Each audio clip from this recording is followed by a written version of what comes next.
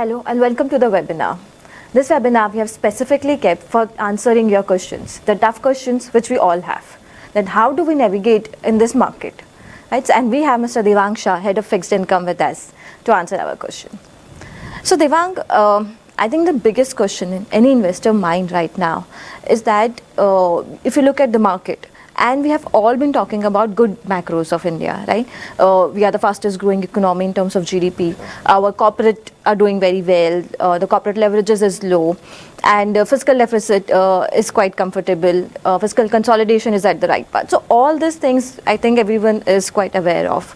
But the concerns are more on investment side. Specifically, if you look at precious metal like gold, which has delivered 60% this year. If you look at debt market, which has given good 9-10% of stable returns, and if you look at equity, which has taken a turn around from last year.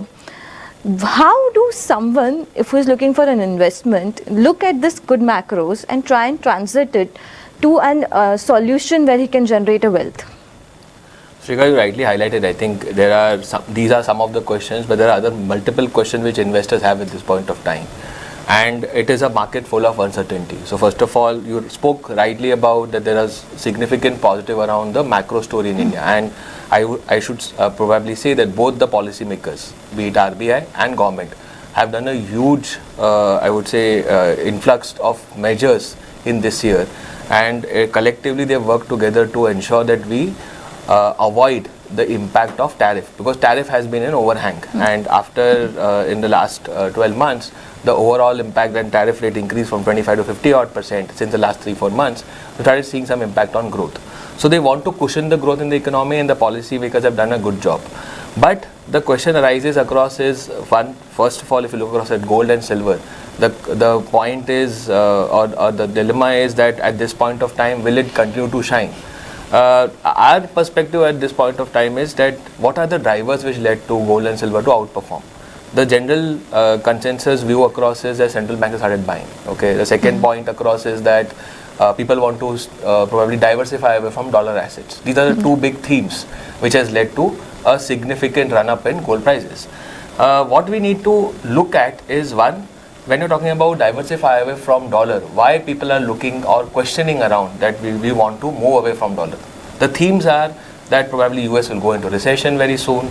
There's an AI bubble which is probably going around. The second bigger concern is that there is a significant stack up of debt out there, which can, and this is a time ticking bomb, which can actually burst any point of time.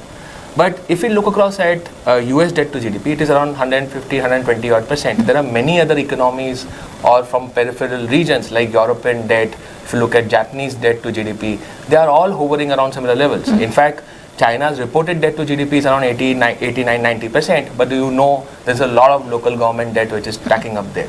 So will this relative problem of US debt continue at a longer point of time, and which will create significant dollar depreciation? I think in the near term there can be questions around that if US economy doesn't fall into recession. We have been talking about US recession now for 3 years. Every economist, every strategist has been talking about it. But time and again, quarter on quarter, US growth has been beating estimates. And the US growth has been actually higher than the last decade, 2010 to 2020. So the perspective which I'm trying to put across is that yes, there are these concerns about US recession, about diversifying away from dollar, and because of which gold and other precious metals have given good returns. But for the near term, somewhere down the line, there's a possibility that US continues with its significant investments on AI, which is leading to positive growth. US government is spending a lot of money, and if this growth cycle continues, probably dollar doesn't depreciate, and this entire precious metal theme which has been running around can be a question in the near term.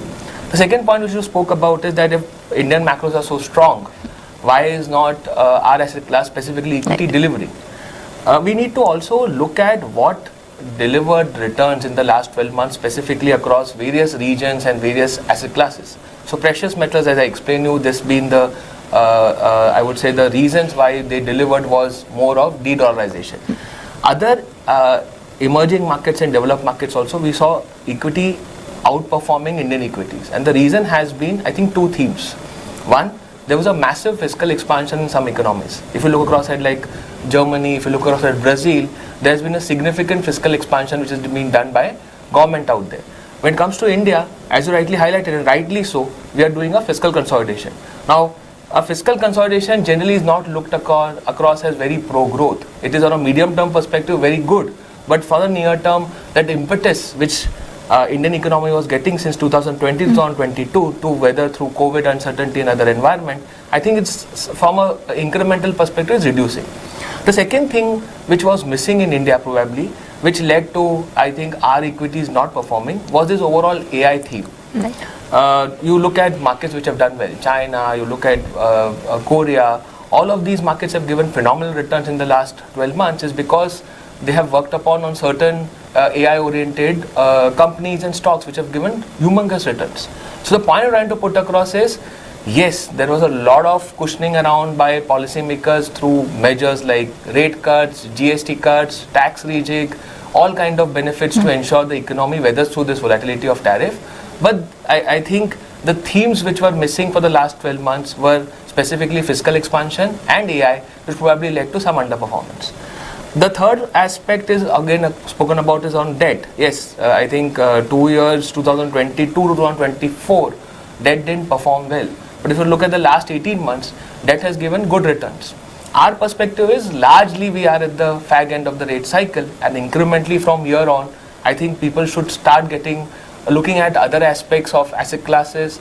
The debt cycle is largely done on capital gains. So incrementally from here on to weather through, you should have a right mix of asset allocation going ahead. Right. So Devang, I think few points which I want to re-highlight from you, that even though Indian macros were strong and we have both the regulators doing their best, but if you look at all the outlooks, in the last year-end outlooks, you will know that a lot of the market consensus were talking about equity doing very well, right? But this does not happen this year, and for all the reasons you highlighted. And nobody expected gold to do so well with this tariff sudden shock coming into the market. I think that's when the de-dollarization story came up. So if I pick up the history as well from here, there has been a time when there were bubbles which busted all of a sudden and themes have suddenly shifted. So how do you think that going forward themes will shape up, and what basis you think that those themes will shape up? Oh, in fact, we have been carrying this data for our multi-asset NFO also and for various other aspects. I think we always believe so that it is important to first of all understand what themes are playing out in the market. And the themes decide the impact on what asset class you should choose and the impact on the returns of that asset class. You rightly highlighted, there have been bubbles all throughout since the last 15-20 years and markets have remained uncertain. But if I look across at from 2008 and this 15 to 18 year period, if I break it into 3 cycles, which is 2008 to 2013, which was this global financial crisis, then you had this entire taper tantrum and Europe disintegration, 2014 to 2019. And if you look across at COVID and post-COVID, how has been the market behaving? If you actually see in this 15-year time frame and you look at which asset class would have come out to be the winner, I think in the first cycle, gold came out obviously because of the risk-off reasons. And the reason was very clear. I think people are worried about balance sheets. In India, people are worried about twin deficits. People are worried about currency, stability. So gold came out to be a clear winner in a risk-off environment. If you would have continued with the same theme of investing in gold, actually 2014 to 2019, gold didn't come out to be a very good performing asset class. In fact, surprise to everyone, for the period 2014 to 2019, debt came out to be a clear solution and a winner as well as outperformance comes on the asset class perspective. When we're talking about returns, we're talking about the index returns of Nifty 500 versus a composite debt index versus a gold ETF. So when I look across at various themes, I think, and why 2014-2019 is important to understand why debt came out to be a good solution. The logic was twofold. One, China was exporting disinflation everywhere. And secondly, you had a zero interest rate environment all across. Fed was keeping zero interest rate cycle, which helped Indian central bank also to keep lower rates. And then we had this entire NBFC crisis, which led to growth slowdown. Now, let's talk about 2020 onwards. Obviously, all of these factors continued in 2020 and beyond also. You had lower interest rates, so debt should have performed very well, but debt didn't perform. In fact, and we had this uncertainty about life thanks to COVID. We had this entire environment where we were going through this various geopolitical tensions. So general consensus would have been debt or gold would have come out to be clear winners. But last 5 years, equity came out to be a clear solution and the clear best performing asset class. Reason again being, somewhere down the line, it was the theme which was diversify away from China. China plus one theme in simple terms, which led to fiscal expansion from all the economies and which helped Indian economy also somewhere down the line to give, or Indian equities to give a significant positive return. So the point I'm trying to put across is, yes, asset allocation or somewhere down the line doing a mix of diversify into various asset class does give a good outcome and stability to the investor returns. But the first and foremost thing is important to understand that what are the market themes which are going to play out and what will be the impact of those in future. You also asked an associated question that, okay, if there are headwinds and tailwinds for each of these asset classes, what are the themes which will probably play out in the next 4 to 5 years? So, Devang, before you answer that, I think I will. One more comment which I have is that it's always easier said than done, because it's very easy to talk about the themes which has happened in the past. Right. But how will you also, what themes will work, but how will you assess that what kind of themes will work? Because even now if you look at the equity market, the flip which we have seen in small cap from like 26% return or 27% returns in the last year of benchmark, this year we are -6, right? Mid cap and large cap has done decent comparatively. But this is despite having all the support from the government, the GST implications there, and the good earnings. So we have seen the earning cycles also improving from here, and despite that, equity was not able to pick up. It's not easy to pick up a theme that way. So what is your thought process, and how do you pick up a theme? So see, 2-3 questions. So first of all, as you rightly highlighted, we need to understand 3 perspectives. What are the themes which are playing out for growth in India? As you highlighted, see, policy responses have been very good. But if you still look across at, we are, a clear definition of growth in simple terms, it's consumption plus investments plus what happens to your government expenditure and exports minus the net exports. Tariff continues to lead to an overhang on net exports, because at this point of time, still export-oriented industries and sectors are not performing well, and that overhang continues on employment, on future, because the tariff, where the tariff rate will settle. We all are being, I think, waiting for the tariff deal, and somewhere down the line we might get some good news around it. But it is still, we don't know the time and overall perspective where the tariff rate settles. Let's also keep in mind that today we are still at 50% after 3 months from the time, I think end August it got implemented. From there we are at 50% rate. There are only few economies in the world which are continuing with a 50% tariff rate. So that overhang continues. The second point, which I think from medium term is very good, but for the near term it slightly impacts growth, is the entire government expenditure side. We have continuously seen fiscal consolidation. We have done a meaningful fiscal consolidation. Let's look at to the rest of the world. The rest of the world are like, today also I think people are worried about the US debt, because US government is still expanding on the fiscal side. They are 6.5 to 7% fiscal deficit. When it comes to India, we have come all the way from 7% fiscal deficit in 2022 to now to 4.4. So there has been a massive fiscal consolidation. Now, what does it mean in simple terms? In simple terms, government is spending less every year. And that is again probably not a big delta for growth. And consumption cycle, like obviously we have seen just the recent, I think around mid-August, the announcement of GST cuts. So it will pan out over a period of time. The point which you spoke about is there have been policy responses, and how do we select the theme? It is based on multiple things. What is impacting globally? How are the interest rates going to pan out? How is the overall flows going to pan out? Okay, what are the themes which will be meaningful? Like today, if you'll ask me, AI is a theme which has picked up significant investments in the last 12-18 months. Right. Like I'm sure you would have seen how the Mac 7 companies in US are actually spending every year. Over the last 3 years, their investments has grown by 3x. So that has been now one of the drivers for how the flows are being moving across economies and how it is shaping up. The second perspective is this about rising debt to GDP. Okay, and somewhere down the line, as I pointed out, it is not only about US. Global debt has significantly risen, it's about 300 trillion, and that will keep on rising. So the point across is that it is important to understand how are the local factors playing out, what are the perspectives which will probably work out to those themes and which will lead to flows. So all of these factors need to be considered while deciding the asset allocation. Okay, so While you set the factors which you will use for deciding the asset allocations, I will move to the new fund which you will be managing, which is multi-asset active fund of fund. So what will be your thought process in implementing all these theories into that fund? How will you do a fund selection? So knowing it's a fund of fund, I think you're going to manage it very dynamically. The equity is going to range from 10 to 80, debt also 10 to 80. You have gold flexibility and silver flexibility up to 35. But how do you do a fund selection which marries the thought process which you just shared about the global outlook and the Indian outlook? So 2-3 things, Shikha. So I think probably how we are going to run the fund, it is going to be, the approach is going to be a model based. Okay, so the first part of it, or I would, if you'll ask me, what are the key differentiators? Because there are multiple fund of fund, multi-asset fund of fund structures in the market. So what are we going to do differently?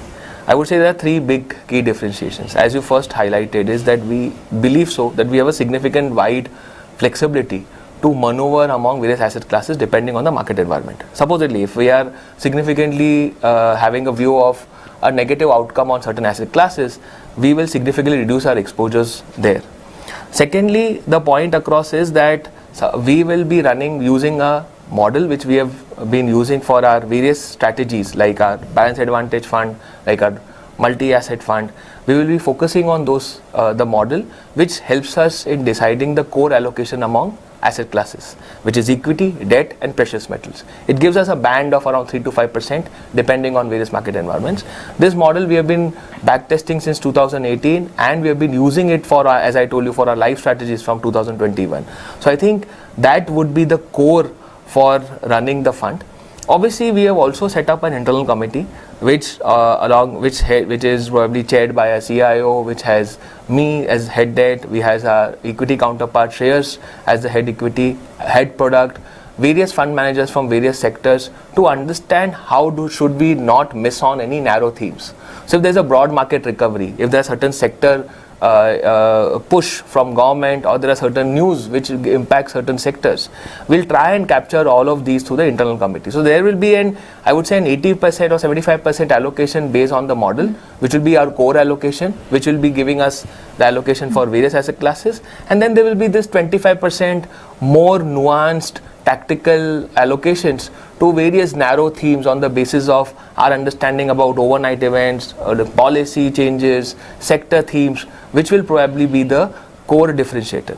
The third perspective, so these are the big 2 differentiators. I would say the third differentiator what we have tried to do around is that like if certain themes where Axis as a fund house have not launched those themes, okay, and we don't want to miss out on those themes if they are in the flavor for various reforms, we have the flexibility in this fund to take a non-Axis fund for capturing those themes. And these are the 3 key differentiators as per me, which differentiates our product from others. So, Devang, because you have opted for a fund of fund structures, because there are 2 kind of structures in the market. You do a dynamic allocation through an active structures or through a fund of fund structure. Right. So, so the understanding is, of course, you will have more flexibility to move from one fund to others. It will have, investor will not have an implication of taxation because it's a fund which will be changing the assets there.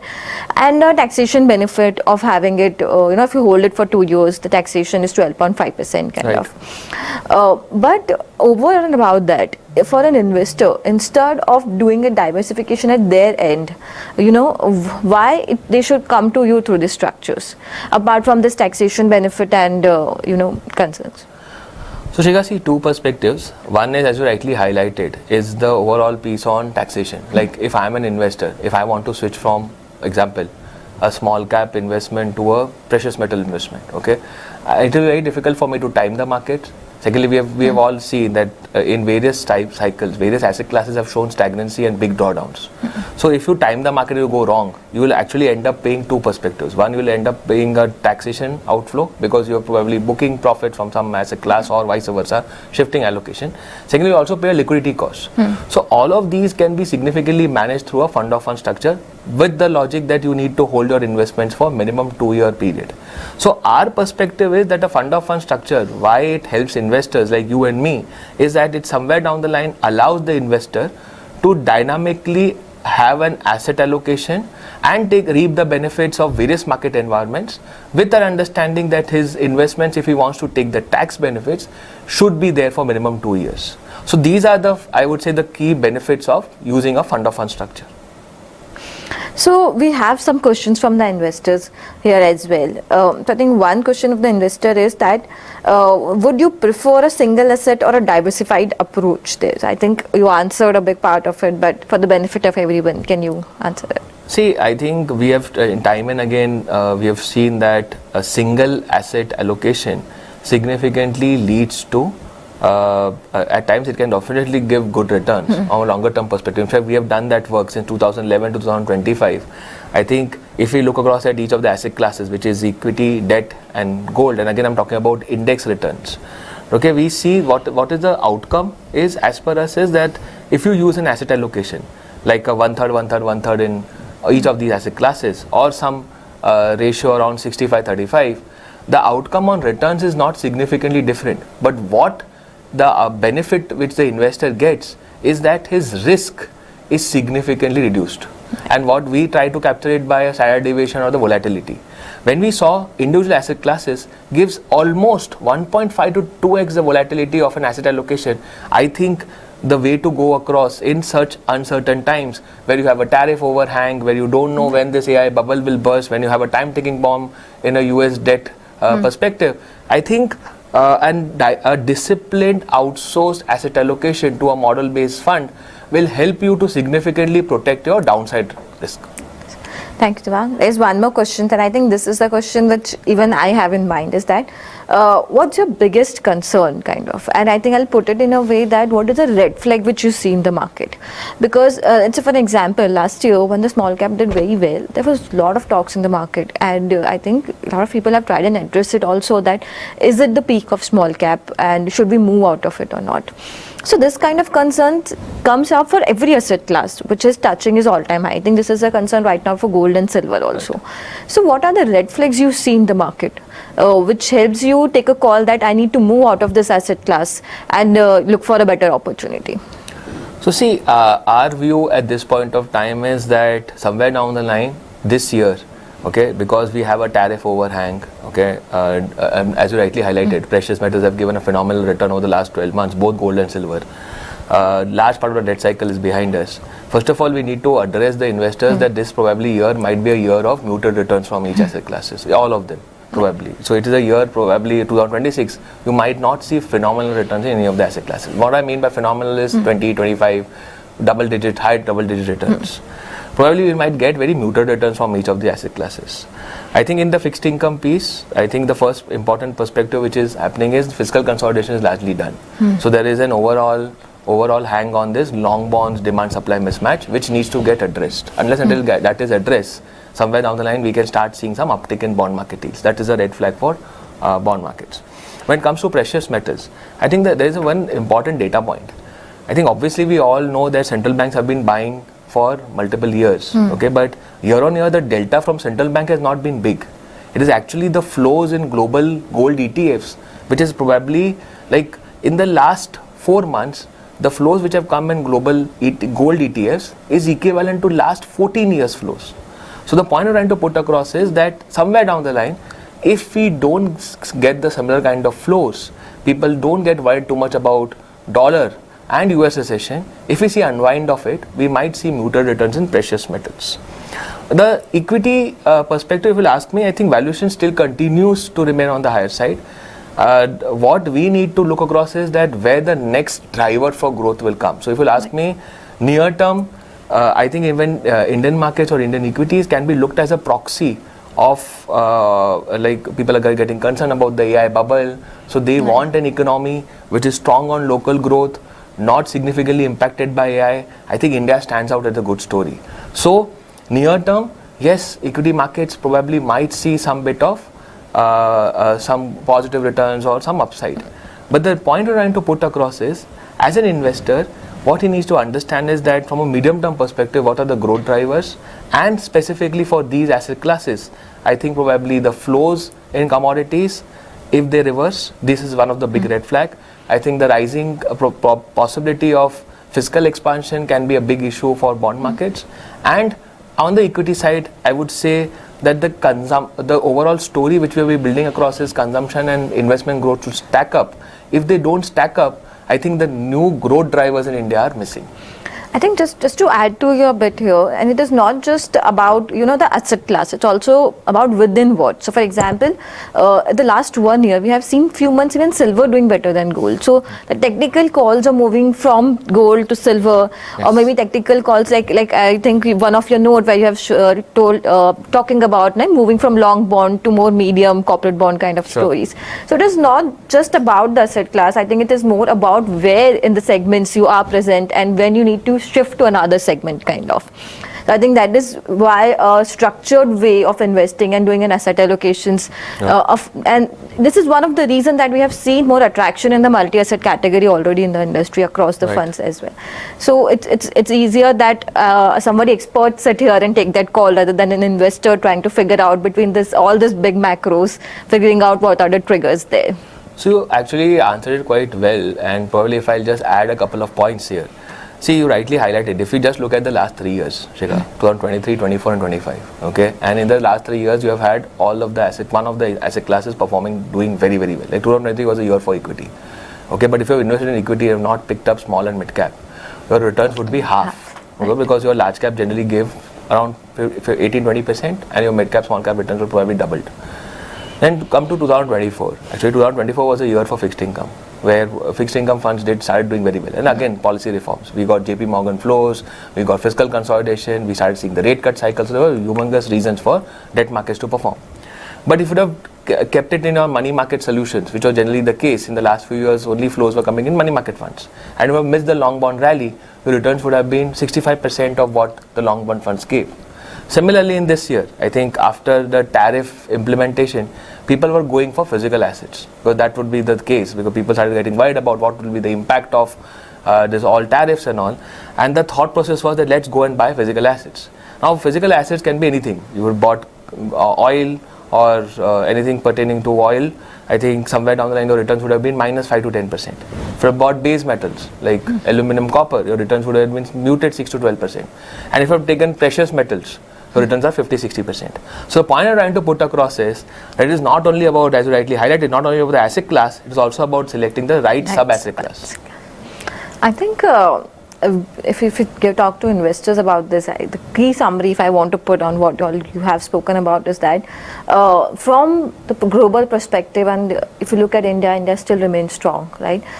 But within that segment also, it is important that you select the right segments, move out to the right opportunity, because it's not just booking profit in one segment, but it's also identifying the next opportunity there. So, looking at macros, looking at Indian macros, talking about USD dollarization impact, tariff impact, how much it will impact, which segments it's going to be impacting. It's all about boiling down to think macros and come down to a theme what will work in the market. Like you said, AI is one of the theme which worked in market, de-dollarization is the theme, and we're just working in the market. So all these themes will tell you that which asset class and where in those asset class and what kind of combination will work better for an investor. So this Access multi-asset active fund of fund is a solution which will think about in terms of themes what will work in market. Think of 3 layers which will ultimately decide what will get into this fund. So it's a committee approach, it's a model approach, and definitely there are 2 experts, Devang and Shreyash with us, who will finally decide that what will get into this fund. So the NFO is already open, started on 21st November, it's going to end on 5th of December. So happy investing to everyone. And thank you for joining the webinar. Thank you. Mutual fund investments are subject to market risks. Read all scheme-related documents carefully.